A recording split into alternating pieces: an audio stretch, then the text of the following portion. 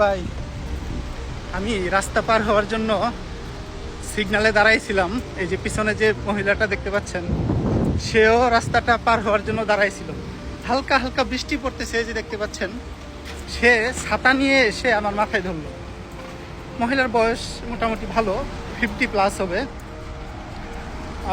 রাস্তায় দাঁড়াইছিলাম বলতে রাস্তার মোড় যেটা ক্রস সেকশন, ওই যে গ্রিন লাইটের জন্য দাঁড়াইছিলাম।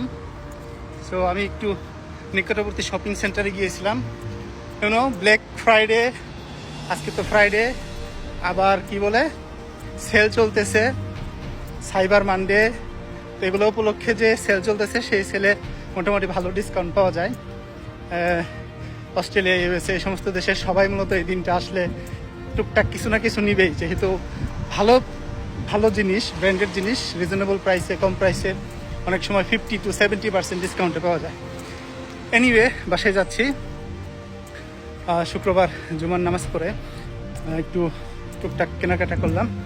তবে যেটা বললাম যে চাইনিজ মহিলারাও, বা আসলে অন্য দেশের সবারই তো থাকা খাওয়ার ওই ঝামেলাটা নাই।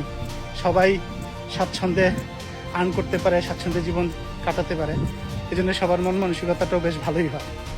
হ্যাঁ, স্ট্রেস নাই, সবাই হেল্পিং অ্যাটিটিউড। এখানে যে কেউ যে কারো কাছ থেকে যদি রিজনেবল কোনো কারণ দেখে $20, $50, $100 চায়, অনেক সময় পাওয়া যায়।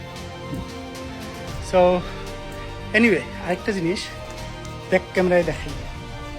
এই যে দেখেন বাসা, এই বাসাটা হচ্ছে উপরে 4টা ফ্লোর, আর নিচে হচ্ছে যে গ্যারেজ, আর এটা হচ্ছে হাঁটার রাস্তা, বাইদিক দিয়ে গাড়ি চলাচল করে, পার্কিং করে। উপরের দিকে তাকায় দেখেন, উপরে যে এত বড়, প্রায় এখান থেকে শেষ মাথা পর্যন্ত 100 ফিটের বেশি হবে, 130-140 ফিট হবে। আর উপরে তো 4তলা, আর এইখান থেকে উপরের যে ছাদটা দেখেন প্রায় 10 ফিট বাড়ায় দেওয়া, কিন্তু নিচে কোনো খুঁটি নাই, এবং যে এটা একতলা বিল্ডিং এরকম না। এই যে দেখেন 4তলা বিল্ডিং।